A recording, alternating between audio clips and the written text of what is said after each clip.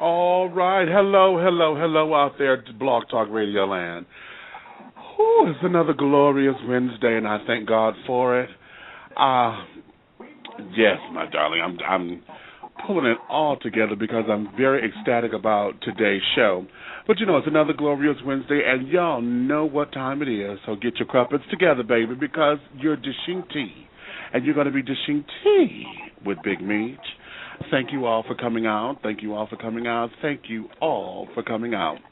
If you're listening by computer and want to chime in on the conversation, I encourage you to call 1-347-205-9183. Again, 1-347-205-9183. For all of you who are in, the tea room is open. I want you to go over and chat with the folks over there. We got a couple of folks in. Hey, folks. Over there in the tea room, make sure that you dish your tea responsibly, please, okay? I don't want anybody getting upset with their computers because you interpret something wrong the way someone is typing. It's okay to disagree, just don't be disagreeable, okay? So let's dish tea responsibly. Thank you. This is my disclaimer for the show. This show is for mature audiences, and the language and subject matters are not appropriate for children or anyone who is not mature to handle the subject matters. Your listening discretion is advised. Again, your listening discretion is advised, okay? Today's show is entitled, Watch God Move. Yes, we're going to be talking with my guest today, and we're going to go into a very, very, very dark subject that a lot of folks don't agree with. A lot of folks don't understand it, but when I ask my guests to come onto the show, we're going to hit this from a sense of familiarity because he and I struggle or have struggled with sexual addiction. I'll get into that in just a few moments. But again, I'm going to say this one more time. This show is not for children, and it's not for anyone who can't handle this because this may get graphic. It may get very explicit at times. I'm not exactly sure, but y'all know I have a potty mouth and don't make no excuses for it. However, just know that that could be the case.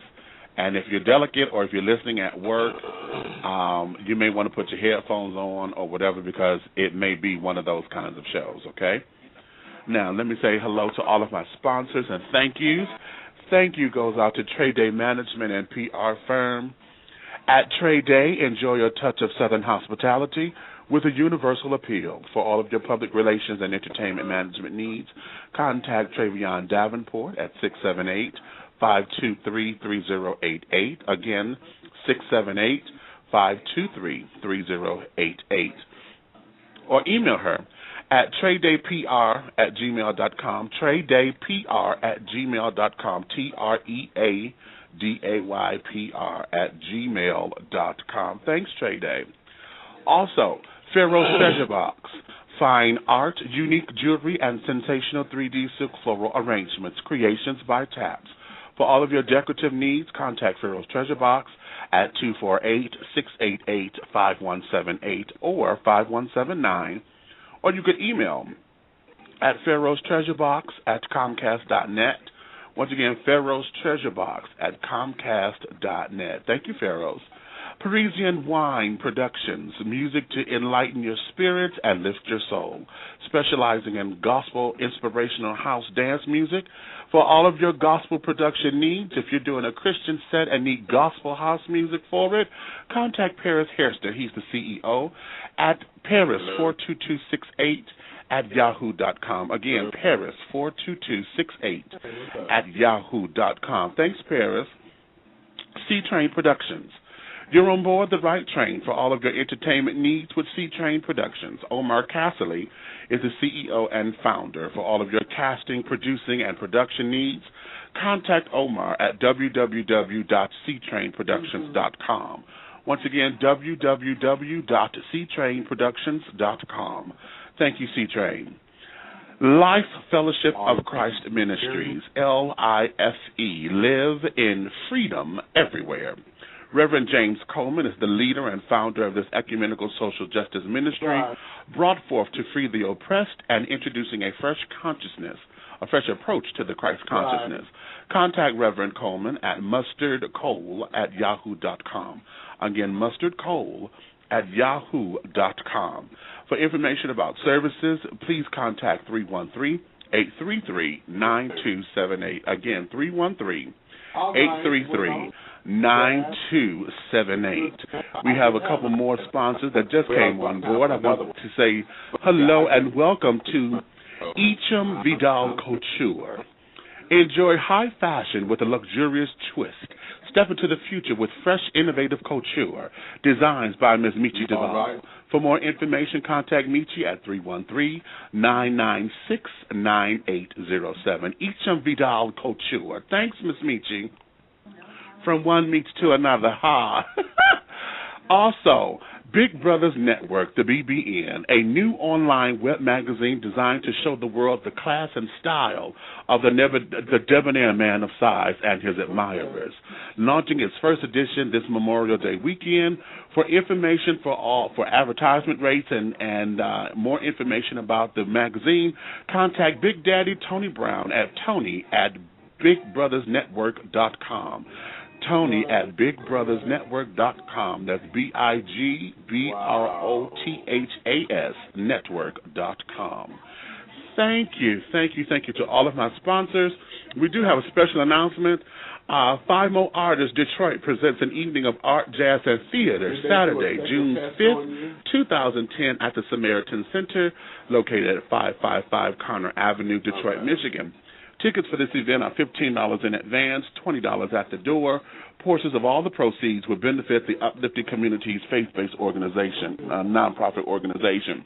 For more information, please contact Peter Jackson of Pharaoh Treasure Box at 248-688-5178 or 5179. Once again, 248-688-5178 or 5179. Okay?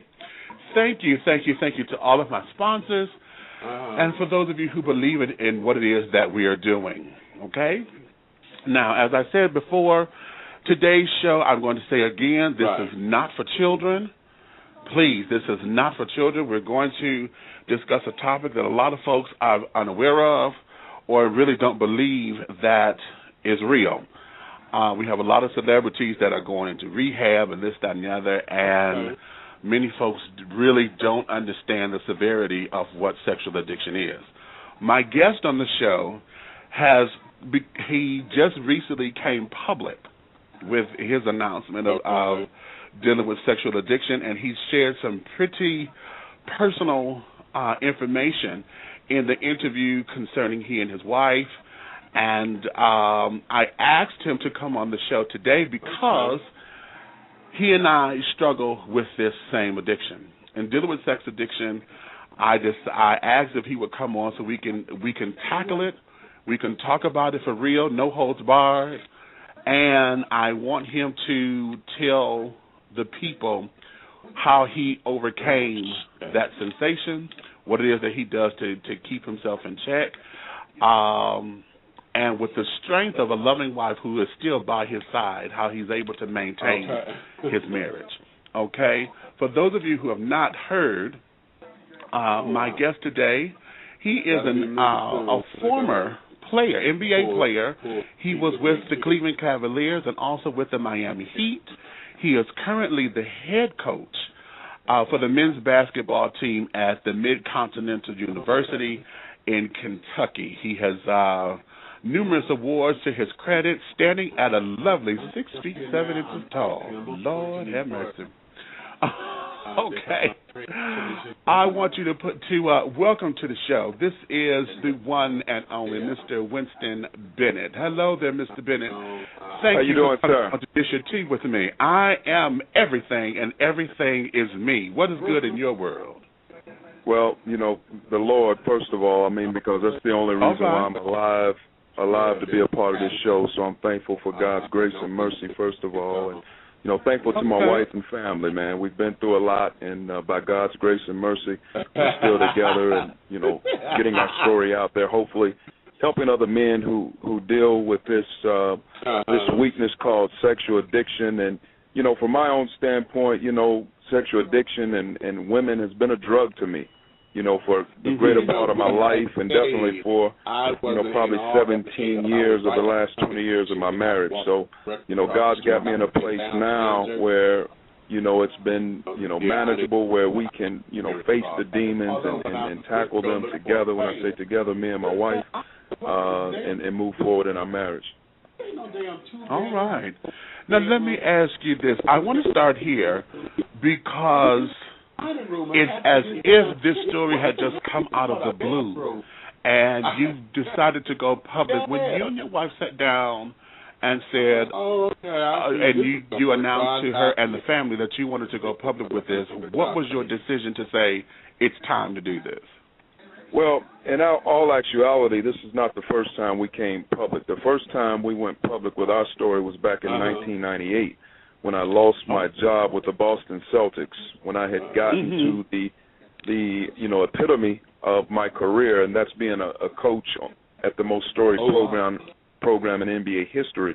So we went public then that we had a problem with sex and with women. The thing that has refurbished itself and has repeated itself is the fact that now you're hearing more celebrity-type individuals like a Tiger Woods that has really brought in or heightened the awareness of sexual addiction, even though he's not come out and said that he was a sex addict. So when the networks found out about Tiger, they needed someone who could kind of be the face of this sexual problem, and that's when they went back and did some research and found my story. Really? Yeah. Wow. Okay, that's kind of blowing me away a little bit. Yes. Because just to have to have another face on this is that there. Wow, that's very intricate of Hollywood and the powers that be and how that works. Now let's start here because you've become so public, and I just want to go down the history of those days for a spell because folks need to understand it. Okay, yes. And as I said before, I too understand what sexual addiction is because I've been in therapy for it with a counselor and having to understand it because it had taken over my life at such an early age, my teens and throughout my 20s. I'm 40 years old today, and throughout that time, I understood what it was to act out physically, but then I found out there was a mental component behind it. So let's go down those days. When did you first realize that this was possibly a problem? It was just more than just an insatiable sexual appetite. Well, I didn't realize it until that Boston incident. That was back in '98. I was probably at that time about 35 years old or so when I found out. Up until then, I thought I was just a man with a high sex drive, and women was they answered all my problems because and going back into therapy, one of the things that was brought out, because I had such a overwhelming desire to be great at everything that I did, that was pressure within itself. And anytime there's pressure to be great in anything, there's got to be what's called a pressure release. And to me, women was my pressure release, not drugs, not alcohol, but women. Women was my drug. That was my sensation. That was my aphrodisiac. That was the thing that got me high, was being with women. Interesting. Now, let me ask this, because in knowing that, did you find yourself addicted to the power of it, or was it the fact that it was chasing the high, if you will? Or was it both? I think it was a combination of them both. I never really thought about the power because, one, an addiction is a very selfish act, first of all. But two, people have, and I'll say myself, we all have a tendency to strive after the power of having some type of dominance over something, whether it's our career, being dominated in that we're so good, we're seen as the dominant figure in it all. I never thought of it that way because I was always chasing the high, but I'm sure that was a part of it. Okay.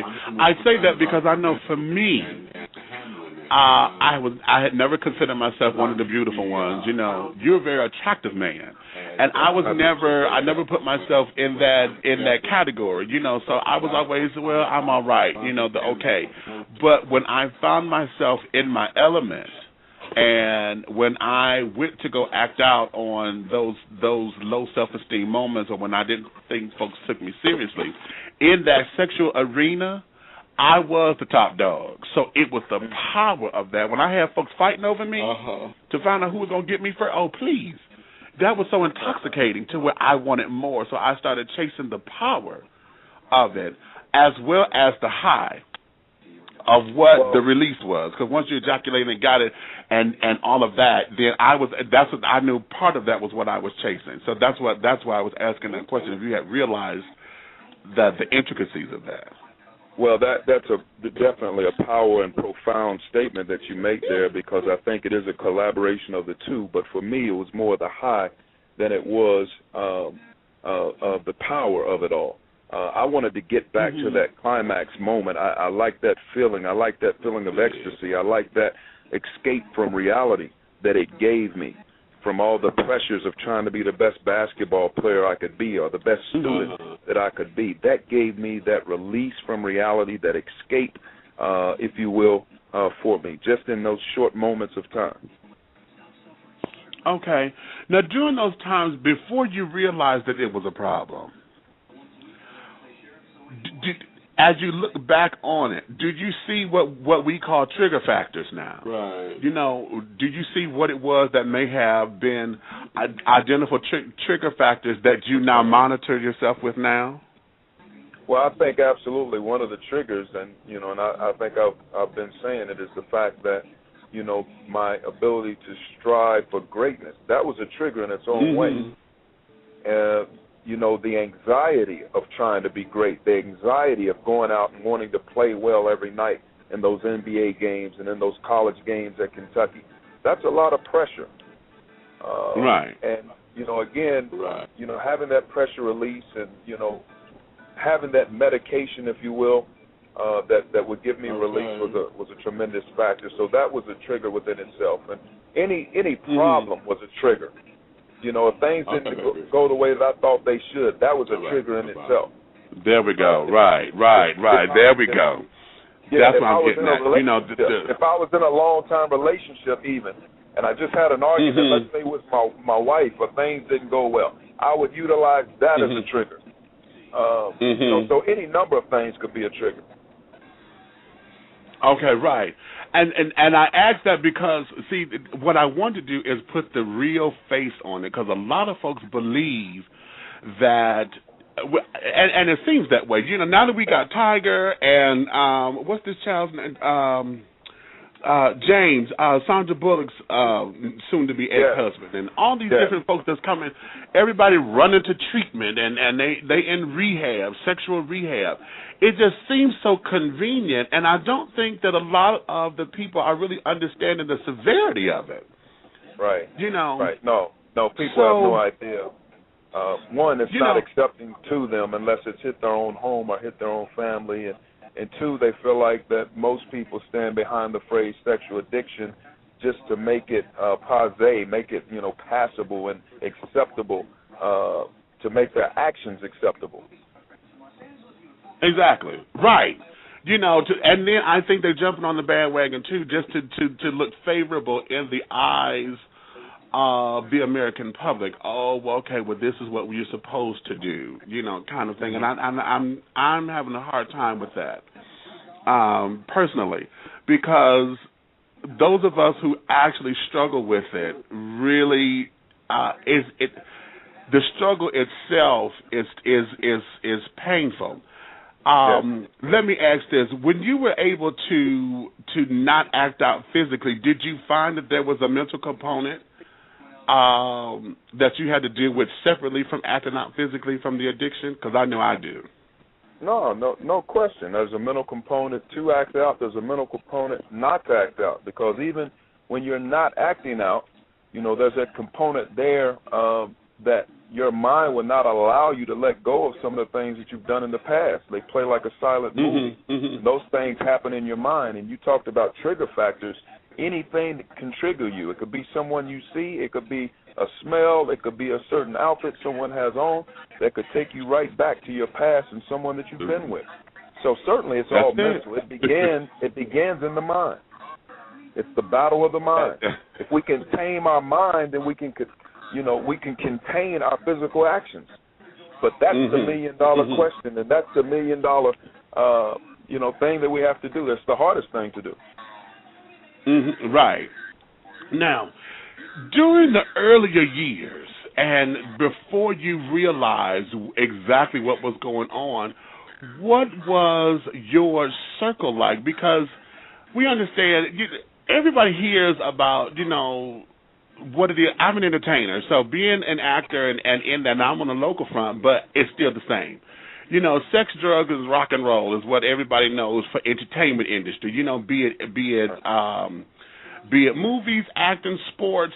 Everyone knows that with all of this fame and fortune comes everything else that goes with it.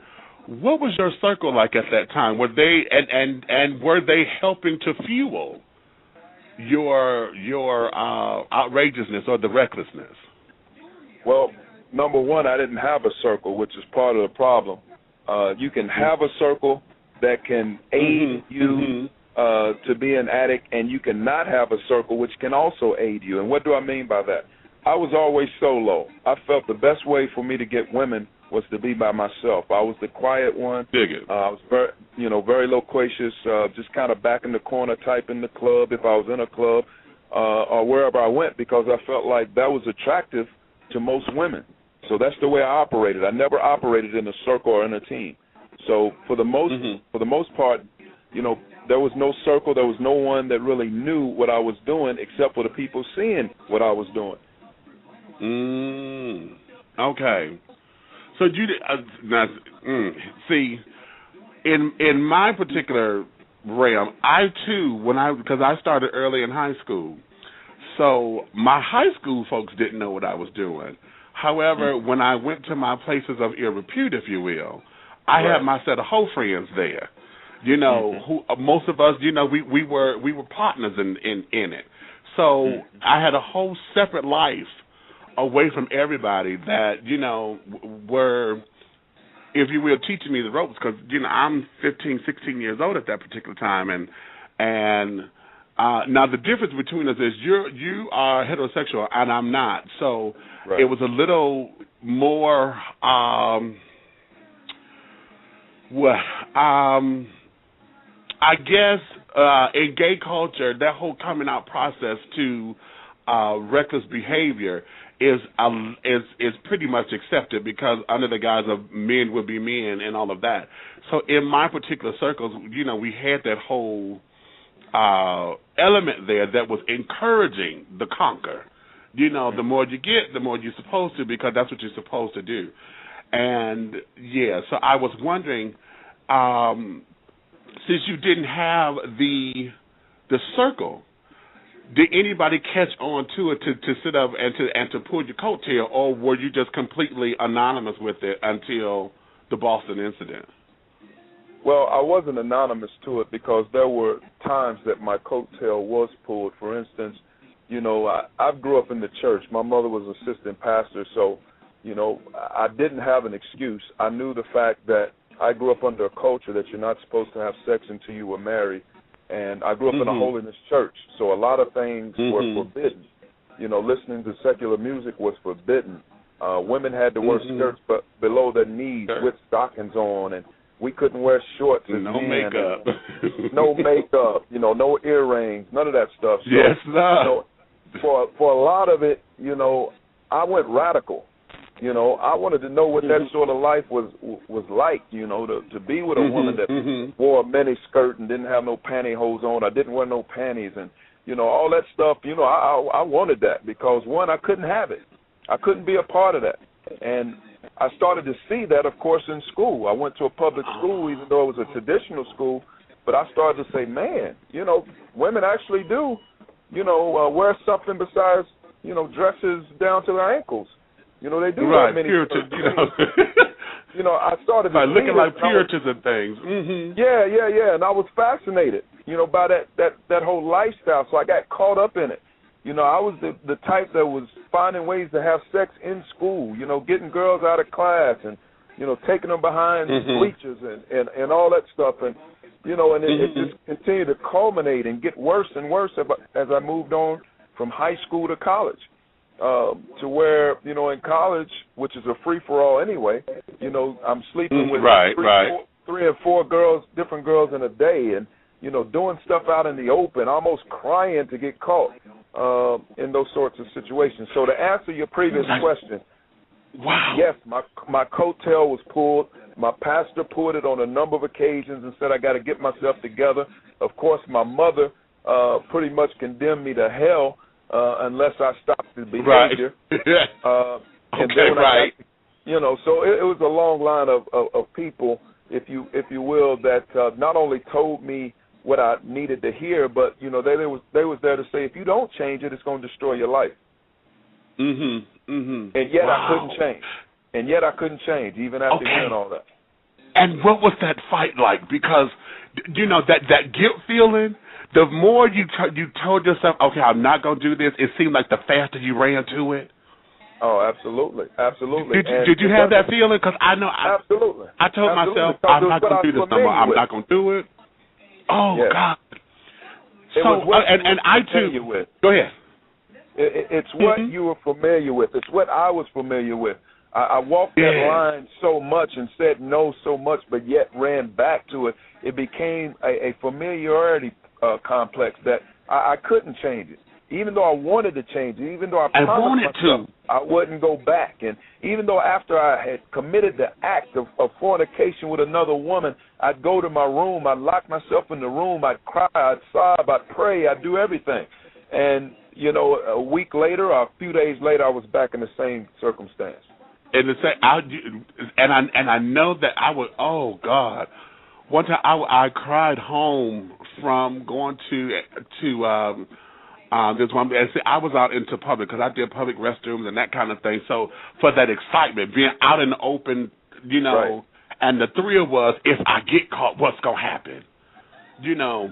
And all of that, and I left this one particular place, I was crying because I said, Lord, I told you I wasn't going to do this, and I felt like I had failed God, and I failed myself, and I was just an embarrassment to the family, and, you know, what was me. So, you know, what, explain to folks, if you can, because it may not be something you can explain, but coming from a background of spirituality and Christianity, and then finding yourself so far to the left of it, and then that struggle of good and evil inside. Is there a way you can explain that to where folks? Because a lot of folks believe that this is just something that you just wanted to do and you just make it an excuse, you know. You don't, and so they throw everything away, you know, not realizing that the struggle is just that this is the battle of good and evil, if you will, internally. Yes, and you know what? To compare what we're talking about, I saw Steve Harvey a few weeks ago, and I forget what show it was on, and he was sobbing. Because he had made some mistakes, he wanted to change his life, but the Christian community rejected him or was rejecting him. How many of us have been rejected because we've made some mistakes? We want to change it. We even trying to change it, but the self-righteous ones don't want to act like that they've got nothing, no struggles in their life. But God is right there with open arms. But God's right there with open arms, you know, bidding us to come, but people are shunning us away because we've got a problem or because we got a weakness. Some people out there in your listening audience can't put the weed down, can't put the Sequim 7 down, and can't put men or women down, but yet they want to get their life straightened out, and they're struggling. They're in that battle to struggle to get it right. You know, we all in a struggle. Right. It's just some of us have struggled for so long, we don't care what other people think about us. We still run into God. With a struggle, we still run into God. No matter what people say about us, we're still running to God. Because it really and truly, it's not about people. I mean, it is, but it's not. You know, because the bottom line is the bottom line is God, man, and God is a merciful and loving God. It don't mean that He's gonna take everything we're gonna do if we doing it out of happenstance and just want to do it. But I think He checks the fact that hey, he really or she really wants to change their life. You know, but they got this weak stumbling block here, this thorn in the flesh that keeps them in a position that I'm gonna say that's a humble position. Because some of us would be too exalted if we didn't have this thorn in our flesh. If you didn't have other men in your life that's trying to take you in the wrong way, I think that's humbling you. If I didn't have all the women in my past and those memories that's keeping me praying about the situation, I might become too exalted. Nobody would be able to tell me nothing. But because I got the problem, it keeps me on my knees. It keeps me praying. God, I need your help. Just in this moment right here. I ain't talking about tomorrow. I'm talking about right now. I need your help because that girl's sure looking good. She's sure looking good, and unless you help me, I'm gonna fall. So that's my perspective right there. Yes, sir. Interesting perspective. Okay, then let's go here because you're a young man. Strong and virile, like I said, 6'7". The cat's meow. A man's man. Every gay man wants you. Every woman done married you. Every man want to be you. Now you meet your wife. How did that come about? Well, we grew up in the church together. We grew up in the same church together, so we knew of each other, but had never dated. To later on in life. I was about 24 and she was about 27, 28. And I was just about ready to leave the United States to go overseas to play ball. And, we had developed a friendship. And that friendship, accelerated itself where feelings got involved. And she would even tell you at an early point in time that she fell in love. Now, love wasn't in my vocabulary. Because I was all about the sex at that point in time and who could please me.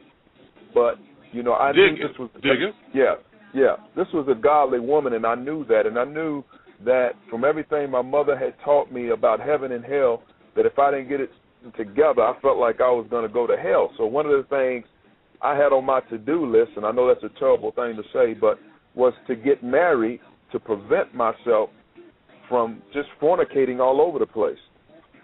So you were trying to fix the problem. I was trying to fix the problem. So I figured if I get out of here, go ahead now. If I just go ahead and get married, then I can have all this sex with my wife, and there wouldn't be any need to go. And it wouldn't be a problem, right? It wouldn't be a problem. But what I found out as soon as I got married one day, and the next day I was in the arms of another woman. So I found out very quickly that wasn't the answer to fix the problem. Now, let's go here because the interview that's in question is all up on YouTube, and folks done posted it and reposted it. I've even posted it on my Facebook page to advertise you were going to be on the show. And the bloggers are out there with a lot of negative talk. And number one, the biggest thing that folks are having a problem with is the numbers. Your average, when you say, okay, if I average 3 women a day, it's 30 days in a month, so that's 90 women a month. Yes. A lot of folks don't, and they well, he ain't nothing but a big old hoe. This ain't nothing but a hoe. He ain't nothing but a hoe. Well, this ain't no addiction. He just needs to just face it to the fact he just being a hoe. How now being public and having to hear all of this now and to face all of this, what does that say to you today, and how do you fight it, and what is the message that you deliver with it to combat it? Well, yes. One, I don't fight it because I was a hoe. Oh. That's what God has delivered me from. Say it. Say it. And tell the truth now. Absolutely. The truth shall set you free. So I'm not, I'm not trying to run from the fact that I was a hoe. I was a hoe. and the numbers prove that I was. But God's saving grace is the thing that has separated me from that lifestyle. I went to the SAA groups, that's Sexaholic Anonymous. I went to those groups, and I've been to counseling, and I've done all those things. And even after all that, I was still a hoe after all of that, because I still ran back to what I was familiar with. To what you're familiar with, right? Yes, it wasn't until that I got serious about my commitment to God and my family that things started to change. It wasn't until that I started to feel the pain of everyone that I had hurt, from family members to women who saw the sexual experience more as relational, and I don't know how they did that, but they did. Felt like that they had a relationship with me and this, that, and the other, when it was all sex. It wasn't until I began to count up the cost and see all that I've lost in terms of reputation, character, and even material things, houses, cars, money, which is on the lesser part of the list, that I had to understand that this is a major problem, and if it's going to change, I've got to get back to God first. Okay. Interesting. Now let's go here, because in this same interview, you've gone public to say that you brought home 2 STDs to your wife. Right. Wow. What? Number one, how did you make peace with yourself with that? And 2, how did it or does it make you feel when you hear the church folk, and I put that in quotation marks, and others who ridicule her for staying? Yeah, that's a powerful statement right there. Certainly it's very hurtful to me and to her. The key and on the last part of that statement, for church people that should understand the importance of love and forgiveness, even though this is an extreme case that wasn't a one-time thing, it was over and over, it was repetitive, but still, aren't we in that situation with God? I mean, didn't he come to save wretched people like me and you and everyone else? Didn't he say that we all sinners? No matter whether you've picked up a bottle or picked up a crack or women or men, didn't he say we were all sinners saved by grace? See, that's what we don't understand. We're too self-righteous in how we live. We think we've not done anything. If you've not done nothing, the Bible says you're still a sinner. But the key of it is we've all done something.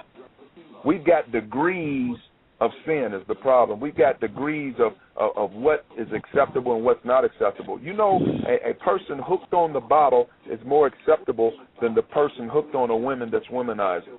And even though the person that's hooked on the bottle can go out here, run somebody over and kill them, they're still more acceptable than the sex addict like me who chased women all his life and wanted to have sex with as many women all his life.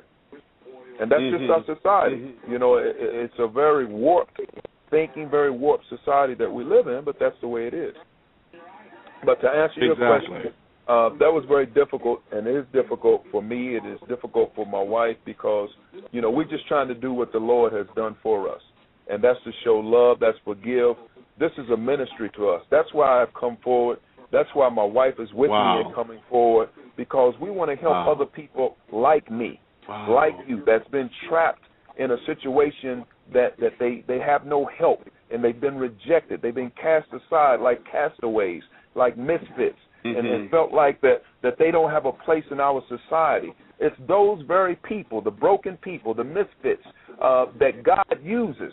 Look at his 12 disciples. Those were misfits coming from different places in life, made many different mistakes, but yet God used them to help save the world.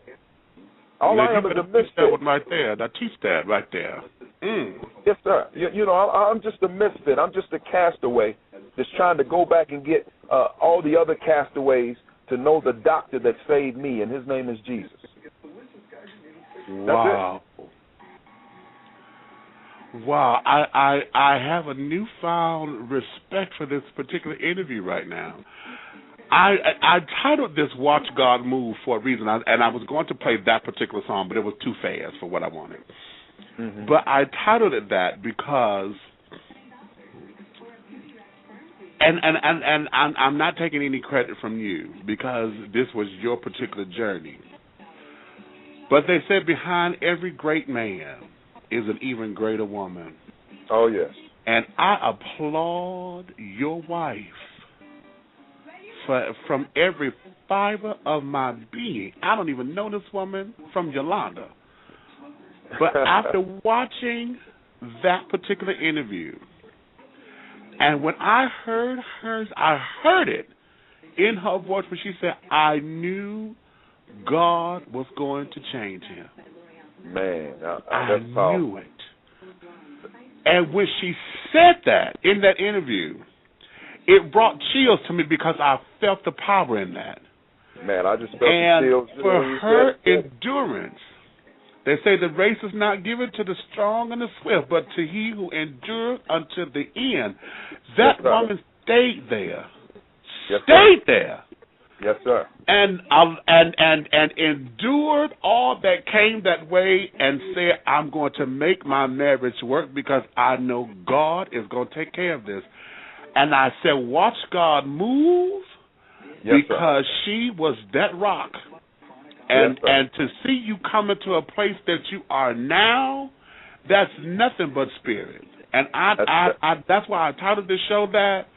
And I'm telling you, for me, you give your wife all of my respect and all of my love, honey, because that's a strong woman. Yes, to sir. sit there when any other time, and there were several, because she said, you know, that yes, I almost broke. I was ready to go here. I was ready to go this time. You know, I even had to put distance between us, but I wasn't leaving my marriage. I just needed to think. Okay, okay. Wait a minute. Give me a second, because I got to process this one. Okay, that process, baby. Okay. Yes, woo. But to deal with that, you know, I applaud her. And to hear you say that you two have agreed to say this is our ministry now. Yes, sir. You know, this is what we do. We came to the table and say, boom, let me ask this, because you have a son. Yes. How is it? Oh, got a son and 3 daughters. And 3 daughters, yes, you have 4 children. Uh-huh. And I'm going to your son specifically because as men, we have all been raised with that same mentality of, you know, being the mandingo. You know, you have to have a woman on every port somewhere. You have to be a ladies' man, you know, and this, that, and the other. Throughout your experiences, what has changed in the message of raising your son to be a better man? That's nice. That's good. That's good right there. Well, obviously, he's seen all of this. You know, when me and my wife got married, I adopted my son at the age of 10. He had his supposed to be father did not want to be a father to him. So when I married his mom, I adopted him and proclaimed that I'm the father that never was your father. I will be that father to you. Right. Yeah. And it turns out that, you know, I had my own problem with the women, and he saw that, and certainly that didn't sit well with him. You know, that was his mom, that he wanted to see, you know, nothing but heavenly glory for her. And he saw the problems that we had. So, you know, he certainly had some problems with that, and, you know, and probably still has, you know, some problems with that he has to deal with. But he's seen, right. He's seen what that type of lifestyle can do to a man. He's seen all the loss. He's seen the hurt. He's seen the pain, the anguish. He's lived through it as my son and as his mom's son. So hopefully, you know, he's gained some wisdom and knowledge as to what to do in his own relationship. Okay. Now let's go to your 3 daughters. Yes. Right. And now let's go to the 3 daughters. Because, the girls are always the apple of daddy's eye. Yes. So now what was significant in the change in the message that with raising your daughters? Well, to me, because daughters you become, I'm sorry. Yeah, to me, daughters are much harder to raise.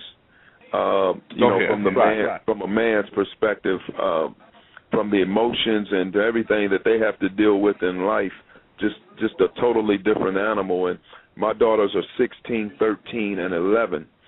So of course the 16-year-old knows a lot more than the 11-year-old and can process it and react from it, and so does the 13-year-old. Now, my 16-year-old has chosen to go the wrong way.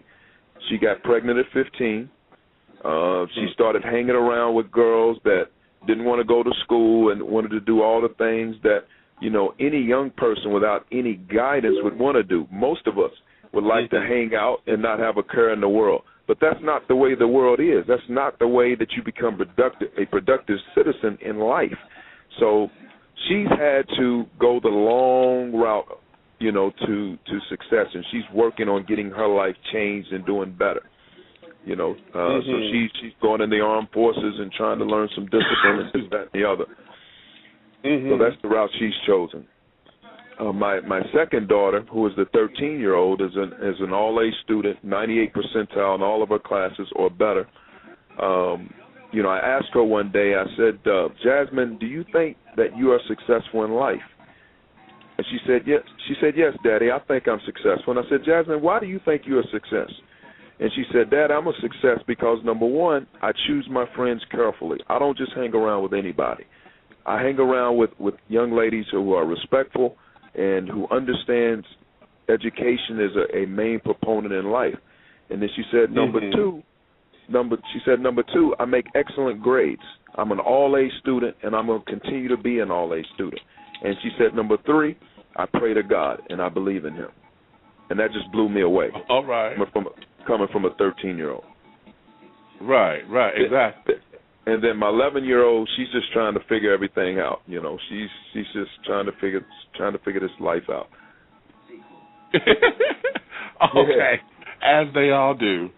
Yeah, as they all do. Now, do you worry that?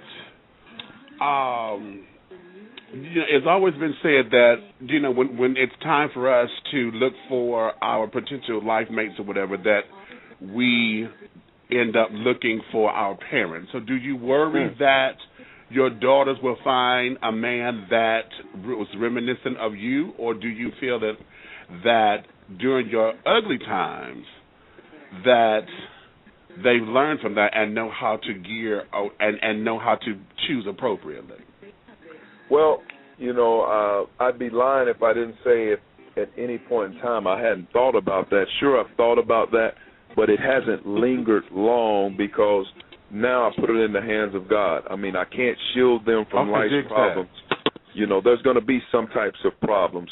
Hopefully if they're looking for a young man, or if a young man finds them, hopefully they will, that young man will be the young man that I am now or attempting to be now.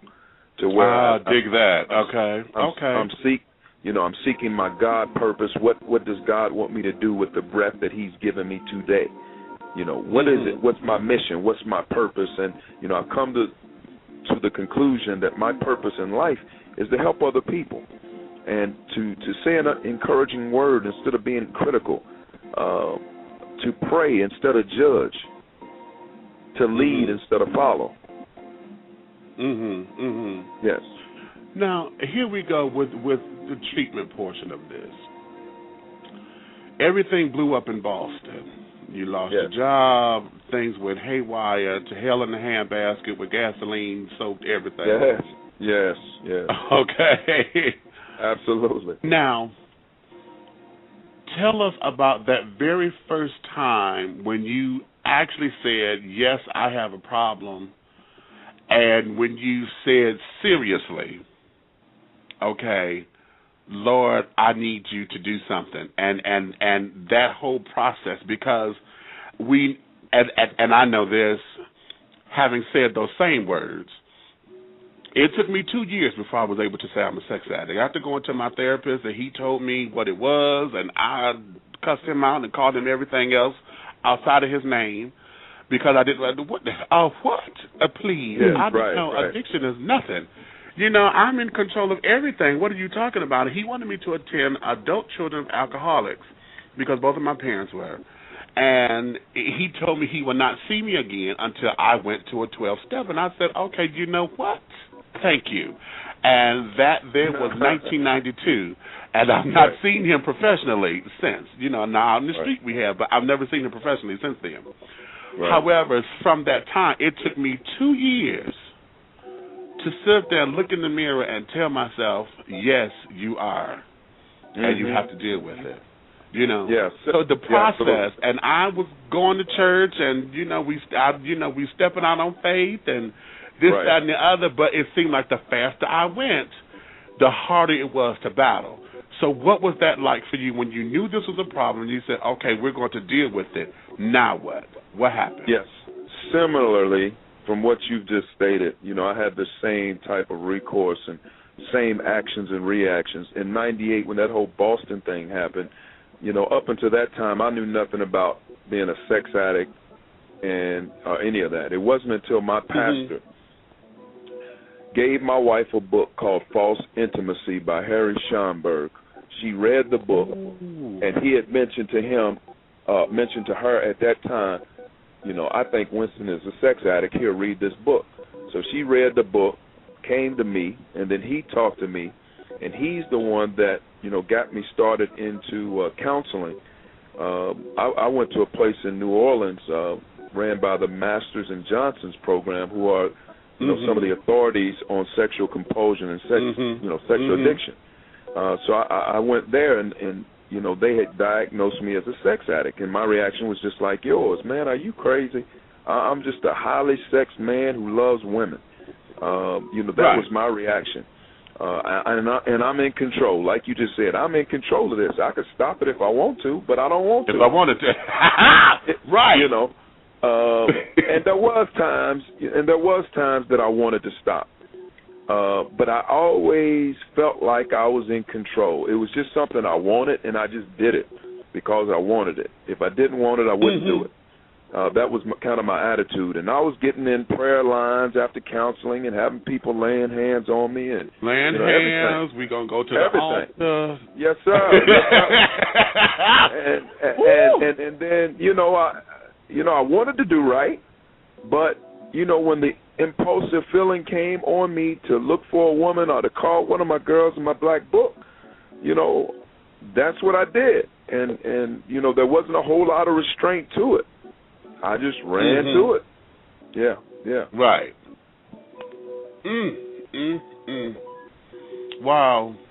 So, I know in the televised interview that they're showing now, and you've been saying it here, that your connection with your higher power and getting yourself reconnected back to God has been what has sustained you. In addition to a praying woman, honey, I'm telling you, I'm holding your wife up in this, baby. She done became my sister and don't even know it. But, well, I'll tell you what, we're going to get her in on this interview if you like. She can if she won. Yeah, she's been the power, behind the power. I mean, God is the power, absolutely, but she's the reason why I'm living. She gave me the audacity of hope. I know Barack Obama, wrote a book called The Audacity of Hope. Right.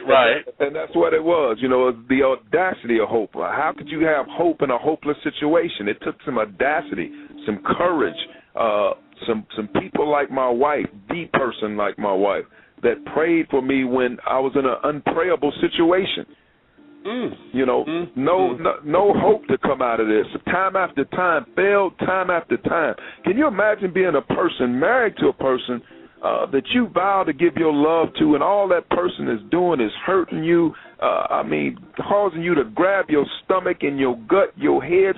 your hair's falling out, and all type of sickness has come upon you because you are so stressed and so worn out and beat up and beat down because someone has been unfaithful to you.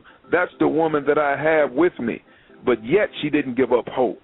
Yet she kept hope in a hopeless situation. Yet she kept praying. And I'm going to tell you, she had what I called a dream team around her, a team of godly people that would not allow her to give up when she wanted to give up. That was important as well.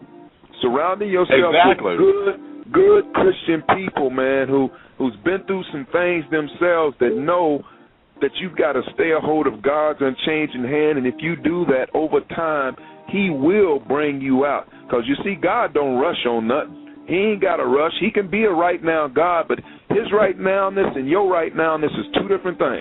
Two separate things, exactly. Now, because before he we ain't bring bound her by time, we are. See, spirit don't know linear existence the way that we do. See, spirit and humanity is two separate things. So linear time is nothing in spirit because it's all the same. Okay, hold on. Before we bring her in, I got a call here. Let me go to this call. 91057. Now listen, don't come out of the bag, baby, because I'm gonna cut you. Okay. Be respectable, please. That's all I'm asking. 910-578. Hello, caller. Hello, Mr. Demetrius. It's Tanya. Hey, baby. How are you? Thanks for calling in, sugar. All right. How are you guys doing, Mr. Bennett? Doing great, ma'am. How are you? I'm fine. I just wanted to say that I'm enjoying the show. It's very informative, and I'm glad. I commend both of you for talking about this because I'm learning so much, and I'm just getting so much information. I mean, I'm glad we're not sweeping it under the rug anymore. That's awesome. That's awesome. I'm glad you've enjoyed it. Yes. Well, that's the whole purpose of the show, baby, because with my own show, and I've talked about it once before, but it's one of my goals to make sure that anytime I have an opportunity to bring this subject forth that I do, because I share my story willingly and gladly, because I have buried people who have died from all kinds of sicknesses and illnesses and whatever, just from having not half of a reckless life as I've had. So because I'm still here to tell the story, disease and drug-free, still in my right mind, baby, I have to share it because it's real. Yes. And as long as we understand and deal with it for its realness, folks would then start to treat it as real. And it won't get swept up under the rug and saying, oh, you just a nymphomaniac. Oh, you just this. Oh, child, there ain't no such thing as addiction. You did it because you want to do it. And you're partly right. But when you get to a point where it's out of control and it controls you, then it becomes a problem. And a lot of us don't realize that. Don't realize those times when you should have went home. But you're scared to leave the place that you're at because you're scared that as soon as you leave, who you're looking for is going to come in the door. So you're sitting there waiting like bated breath or with bated breath and scared to leave somewhere, and you're bound. Because you have no control over it. Yes. Exactly. I take my hat off to both of you, and it helps because I have teenage children, and I have an open relationship with them, and I talk to them about everything, and it shows like this that really help. It really helps. And I take my bless hat your off heart, to baby. both of them. Oh, yes. And Mr. Demetrius, I just want to say you're doing a wonderful job, and God bless you. Oh, bless. Thank you, sweet. That's very encouraging. I thank you for that so much. Okay. It was nice. Keep your ears on, sugar. I sure will, and I'll blow the horn for you. It's the lady truck. Okay, thanks, baby. That's my truck driver right there. All right, thanks, sugar. All right, take care. Bye-bye.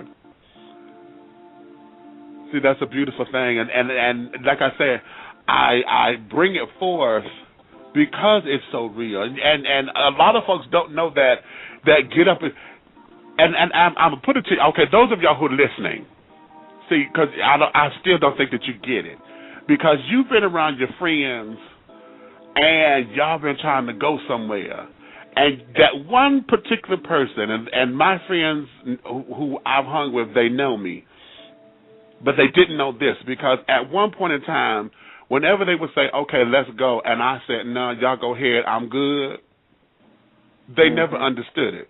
What you mean? You know, bitch, you ain't, what you mean you good? You sitting up here, we got the car, we did. Go ahead, I'll be okay. Right. And it was in those particular, I was scared to leave because I didn't get my conquest, or I didn't get my fix, or my eye was on it, and I'm trying to draw it, and all of, they never understood that struggle, and understood exactly what I was going through, you know, and so that whole wanting and I don't wish this on my worst enemy. Because it is a trip and a half that nobody, you know, that humanly possible, that no human can deal with. That's what comes. It takes whatever you claim to be your higher power. It takes that to come in and to relinquish you from it, because it has you in its clutches. Yes, and that's what most people don't. In its clutches.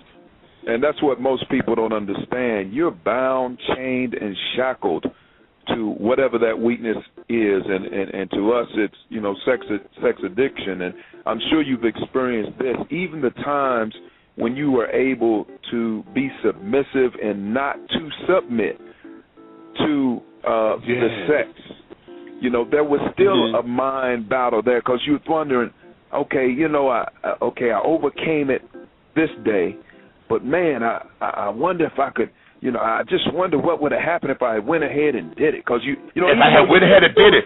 Yeah, you're still struggling. Wait. You're not gonna take me there. Yeah, and then you know that you didn't do it, but then you start to think, dang, I could have been doing this, I couldn't have been doing that. I could have, exactly. And I'm bored with the fact that I didn't do it, even though I made the right decision. You know, you go back and that whole anguish, mind games, that whole anguish, anguish of it, because now, because then you think something wrong. Absolutely, something is wrong. Okay, that's because I didn't do it. Yeah, there's tremendous anguish when you do it. The after effects are so tremendous and so oppressive and depressive. But also, when you don't do it, it's oppressive and depressive, because when you don't do it, you feel like you missed something. And you should have been doing it. Exactly. Yeah. And then, did you go through this? Because I know for me, when I started to get a hang on it physically, you know, and I knew what my trigger factors were that would make me go out. So I said, okay, I got this. You know, I would feel something coming on. I said, okay, I can handle this, and boom, I was able to keep myself at bay. You know, I'm like, okay, I survived another day. But because I'm on lockdown and felt like I was in a prison, I became insanely jealous of all of my friends who were able to go out and have one-night stands because they could without any, you know, they can have what I thought they was having fun. Yes. Yeah, you know what I'm saying? I'm like, but you could do it. Then I got mad and jealous and upset about it, and then that would start a whole nother. That's how I knew about the mental component of it, because I knew how to handle it physically, but then mentally, see, I'm sitting up there tripping because you going after, you know, you could do, and then don't let us have the same taste in people, because now you getting somebody who I wanted. You know, and that whole thing. Yeah, that whole thing is unbearable too. And my thought process on that was twofold. One, because I knew something about God and was hung up in this sexual addiction, I was always depressed and oppressed, you know, after I had did it, or even if I didn't do it. And then I had to take on the fact when I was trying not to do it and gaining some success, like you said, it was that whole thing of, why am I always being punished for doing it? And there's people out there doing it, seem like they enjoying it and not having no enjoying it. Ain't nothing going to happen to them. Yeah. But they ain't got to worry about this, that, and the other. Ain't got to beat themselves up. They could go to sleep at night. Me, I'm sitting up here looking for the next nut. You know? Yeah, I'm losing my job, done lost my home, done lost everything. Hello. Just because I done had sex with a girl. And yet they got 3 or 4 of them doing it, and God ain't doing nothing to them. What's going on? Right. Did you ever find yourself angry at God about that for a second? Oh, yeah, absolutely. God, yes. You know, I couldn't figure him out. I still can't figure him out. But, you know, what comes back to me now is all he says is just obey me. Just obey me. That's all I'm asking you to do. No matter what it looks like other people are getting away with, you got to obey me because you know more than the average Joe about me. We walk by the consequences and not by sight. And not by sight. See, yes, sir. that took that to a whole nother level for me. Yes, sir. Yes, sir. Thank you for that. Yes, sir. Wow. Okay. Yes, so, you know, I didn't even know what you just did with that one. That was, man, wow. God is just, you know, he's just been so awesome. And I'm not here to say that just because I've got some sobriety that is that much easier, because some days it's not easy. But just the fact that he showed up, and just like with that statement you said, a lot of this is a faith walk, man. You know, sometimes we can't even see ourselves getting out. But by faith, you know, we don't see it, but God is there working behind the scenes for us in the spiritual realm, because really it's a spiritual warfare, whether we want to agree with it or not. This is a spiritual warfare. Right, dig it. Demons and devils and angels warring against each other, you know, and, you know, trying to gain territories and this, that, and the other. So it's deeper than what we even comprehend.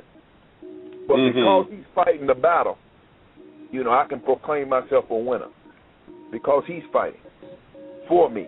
Wow. Yeah, there's a portion that I must do. I got to do all I can do. But when I do that, then he's going to take the next 10 or 20 steps for me. Okay. Yeah. Now let's go here.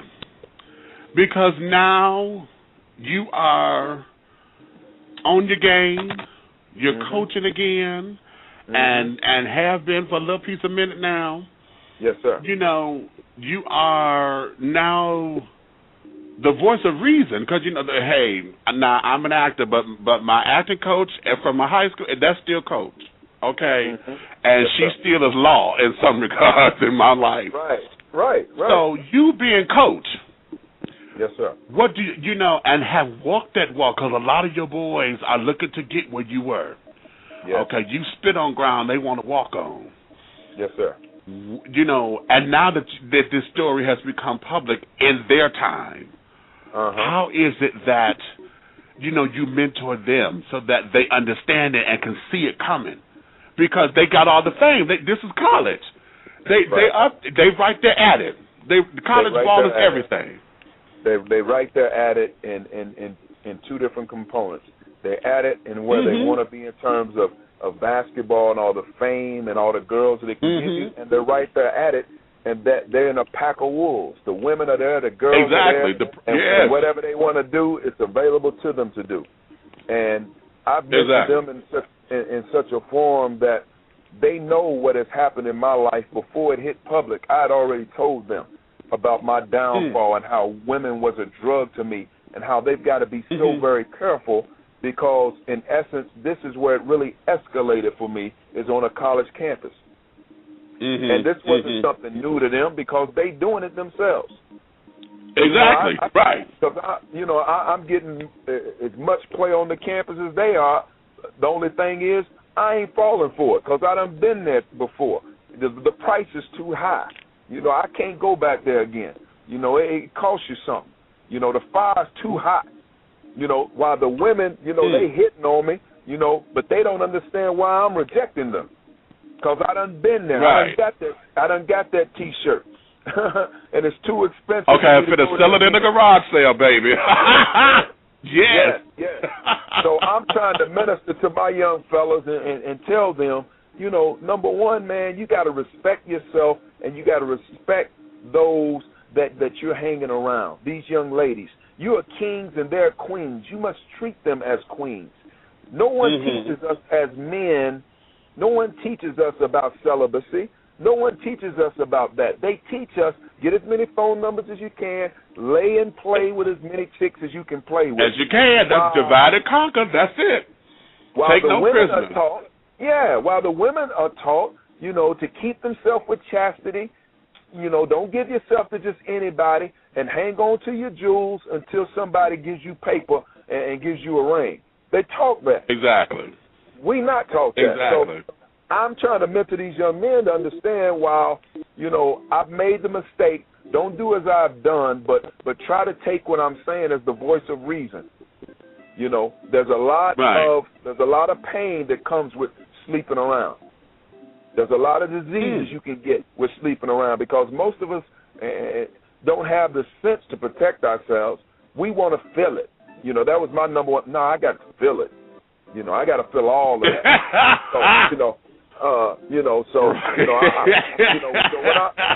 When I was with a woman, there was no protection. Very few times. Other than that, I wanted to feel all that she could give me. So I'm telling you, number one, you should be waiting for that special one. I know it's cliche-ish, I know it's old-fashioned, but believe me when I tell you, it's the right thing to do. You got to look for the one that's going to be special in your life that you can spend your entire life with. However you got to do that. If you're going to be out there, that's what you need to be looking for. Mm-hmm. Period.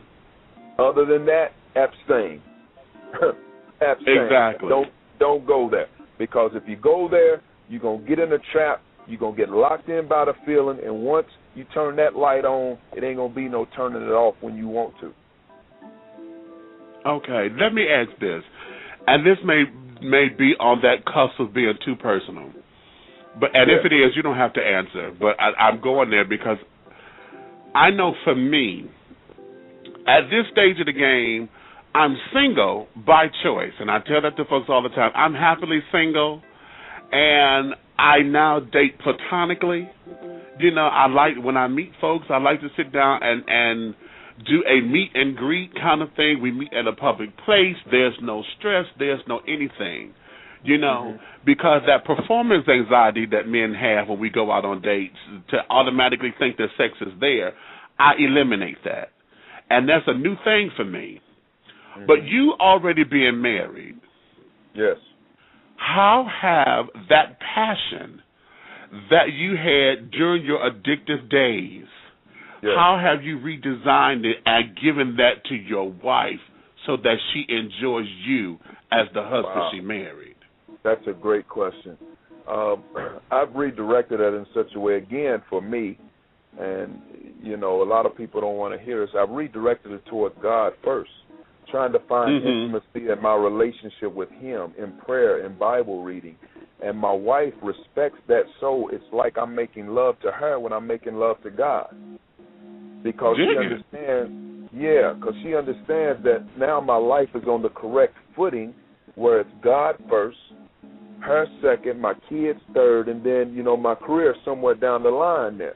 But I had to first redirect my passion toward God. And then, that passion was automatically redirected toward her. Because God, okay, and folks ain't got that connection yet, but I hear it. Yeah. Because we focus on God, that's an aphrodisiac within itself. When you know Him and when your better part of your life has been about Him. To my wife, that's very attractive. To have a man that's in the Bible, that's getting on his knees and praying for his family and praying for his marriage, that's attractive to her.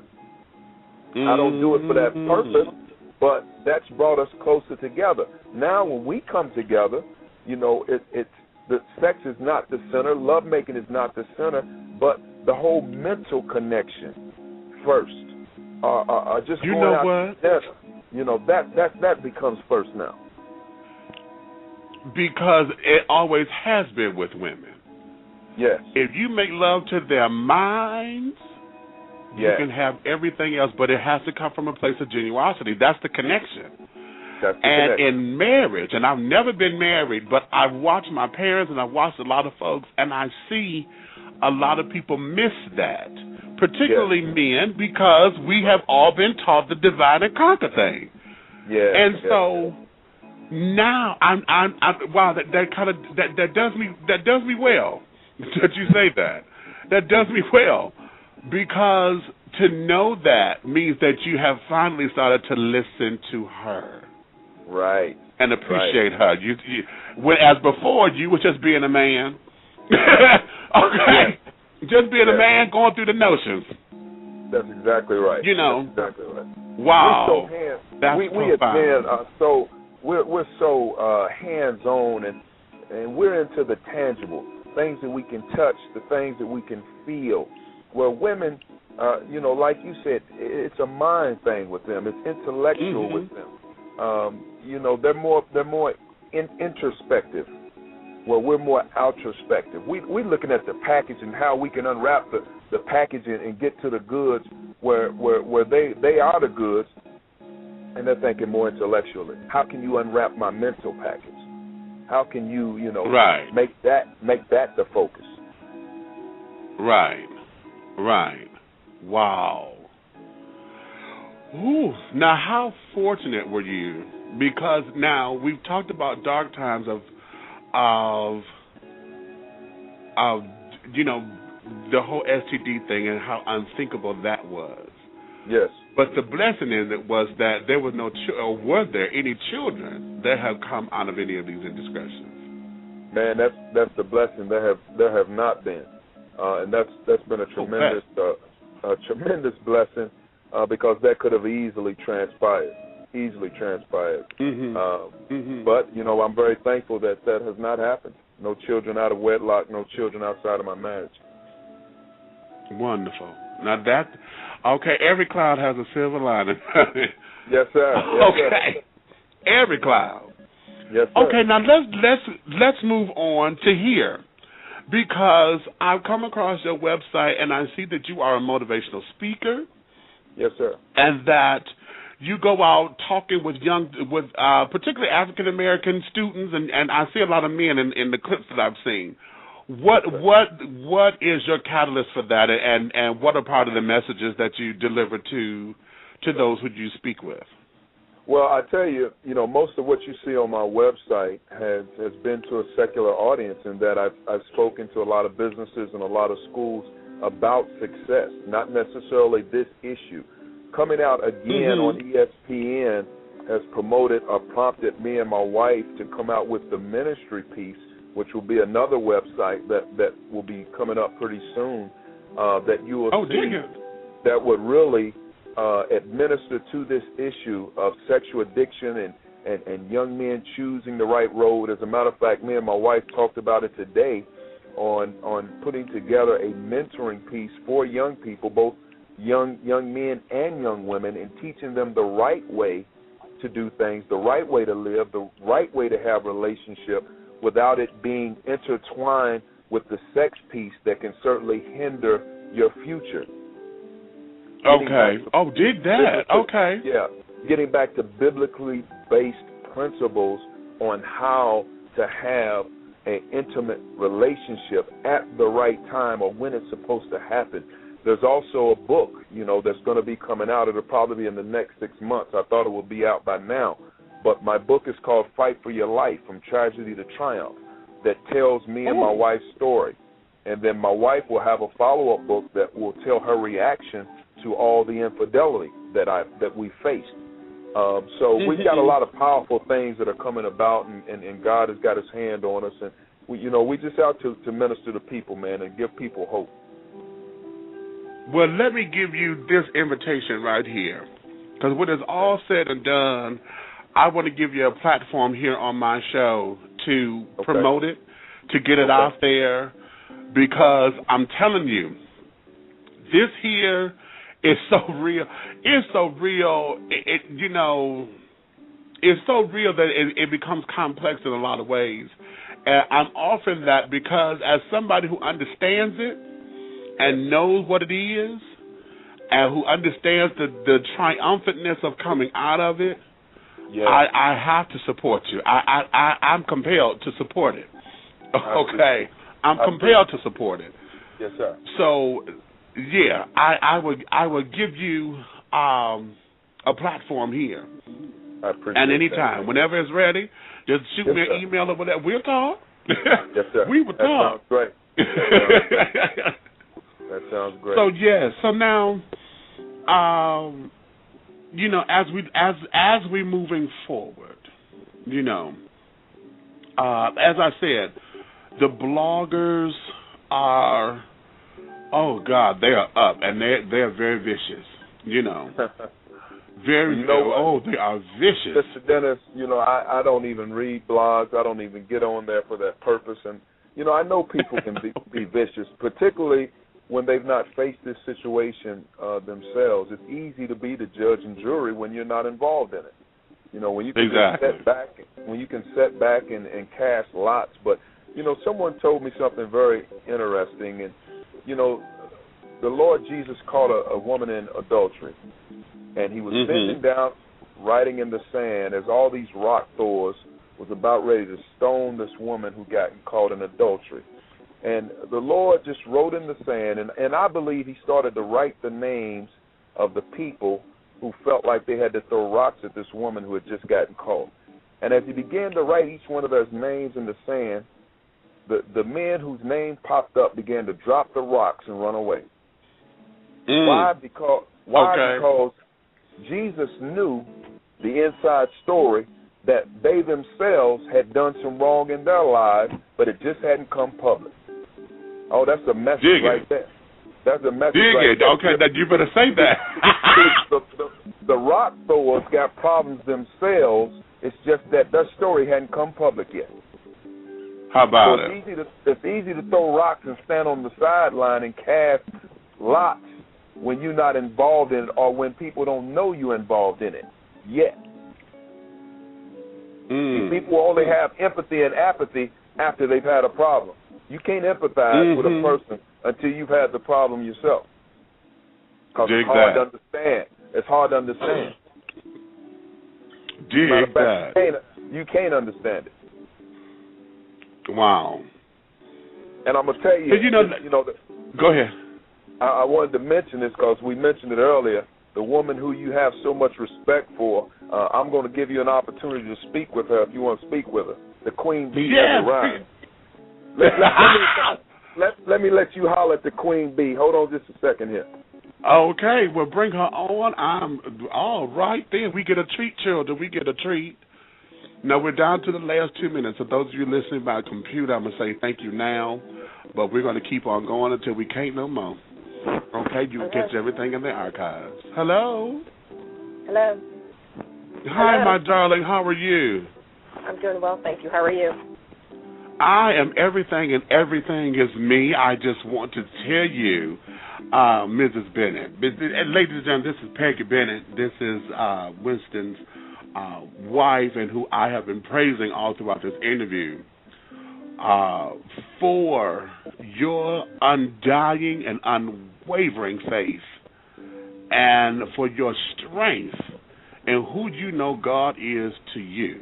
And I wanted to give you accolades for that very first and foremost, because after the story that's so public and how people are becoming so nasty, and, you know, a lot of the ridicule that a lot of folks have taken you through, unnecessarily, or maybe they thought it was warranted, I just want to commend you first off for your strength and for knowing God the way you know God works in your life. Thank you.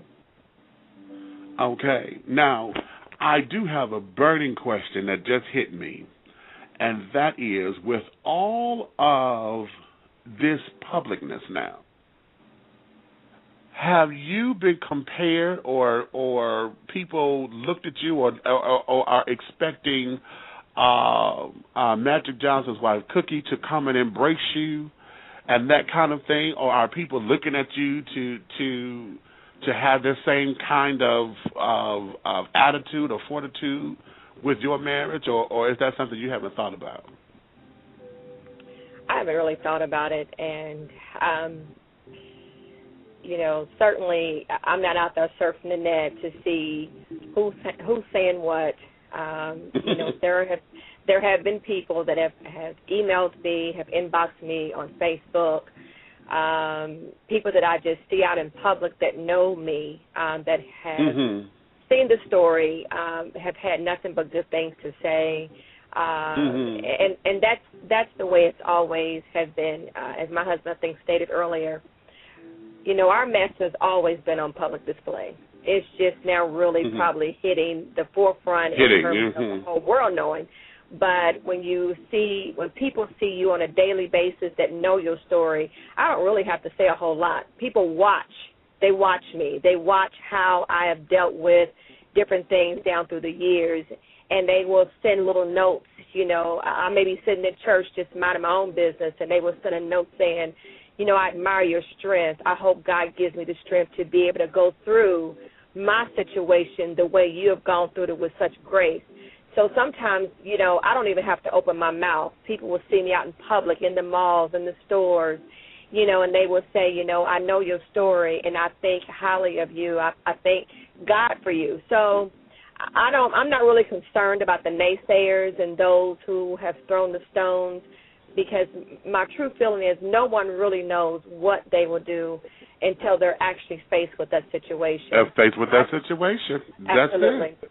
So I've chosen to follow God's voice from my situation. When I counsel women, you know, the first thing I tell them is to seek God. You know, seek God for directions in your situation. I didn't go according to what people were saying to me. I went according to what God told me to do. All right now. Like I said, that's strong faith, my sister. And I'm going to say and equate it to what I say. Everybody has a Job time in their life. Absolutely. And I'm going to say that was possibly your Job time. Absolutely. Where, you know, you had to sit down and wait for God to come through the way that God comes through. And like I told Winston, in watching the video and the story, I heard it. It rattled me when you said, I knew God was going to change him. Absolutely. I knew it, and I stayed. And baby, when you said that, I did gasp, and it rattled me, because I said, now that there is unwavering faith, and if nobody ever understands it, I'm telling you, they need to go see that video, and then just watch your lives now, because out of that darkness, you know, the light is now there, and I'm hearing you. I'm hearing the happier times in both of you. Absolutely. And to know that you guys have taken this on as a ministry now. See, yes. You know, wow. That's all I can say is wow. And I take my hat, my wig, everything. I salute you, my sister, for just understanding who God is in your life. And baby, yes, I commend you wholeheartedly. Thank you. And I will say to that, you know, I really don't feel like I can take the credit, because, you know, the human part of me, and I tell women this, the human part of me, you know, didn't want to do it. But, you know, I love the Lord so much that I dared to trust God in this situation. I dared to trust him. He said he would bring him out. He told me to stand still and to love him and to forgive him, and he would fix the rest. So he told me my latter will be greater than my past. And so that's it. All right. And on that note, that's all I needed from you. All right. I'm going to give you back. I just wanted the folks just to hear your spirit, my sister. And I'm just going to say, I just take it from my heart, honey, and just to continue to follow God as you follow God and grow as God has you to grow. Thank you. I'll give you to Coach Bennett. Okay. Yes, sir. Well, see, enough said. I mean, she said enough it all. Said. She talks to her. It ain't nothing. You can't add nothing to that, you know. Ain't nothing enough to be added. Hey, it's all good. It is all good. Sure. Let me take this time. And I just want to say thank you, because we've come to the end of this, and I want to say thank you so much for doing this. And I know this is still fresh as far as this new video coming out and all of this, but I just want to say thank you for coming here and to putting another voice on what this actually is, and for being real, and for being honest, and for sharing your life as publicly as you have with us as far as the country and the world is concerned. And well, again, I appreciate you for asking us. Oh, please. And that's like, when I heard the story, like I said, I wanted to hit it because I understand it. Right. I understand the struggle. In the television interview, the woman was sitting there to answer these questions, and the look on her face was just in astonishment because she couldn't get it.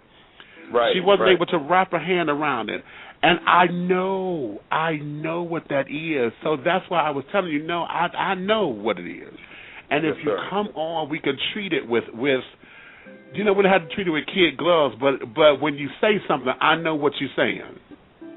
As far as what it was and this, that, and the other. So I thank you for coming on. I extend my the platform here at Dishing Tea anytime. When the books are ready, y'all hit me up. I will bring you back so we can let the folks know. If you have an email or something that you want to give the folks to get in touch with you for the ministries, say it now. Let the folks know how to get in touch with you.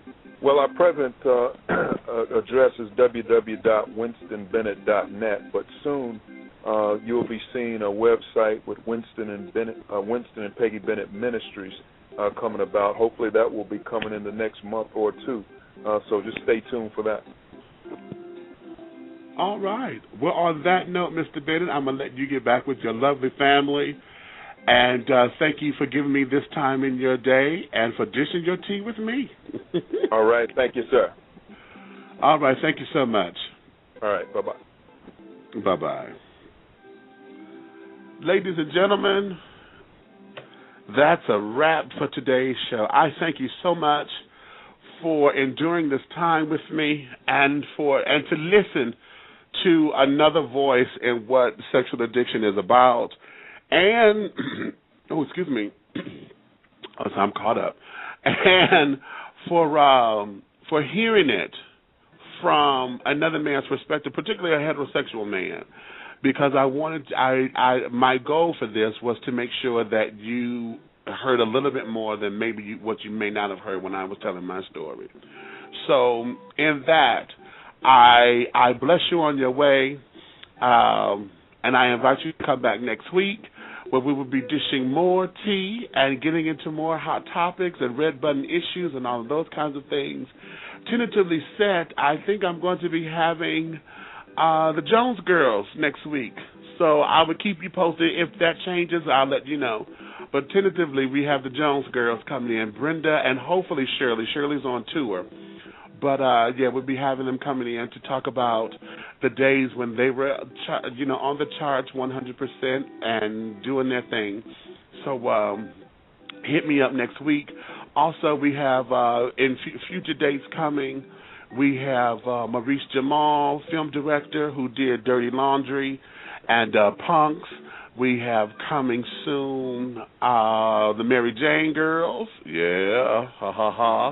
and also who we have scheduled to be coming soon, as soon as we solidify it.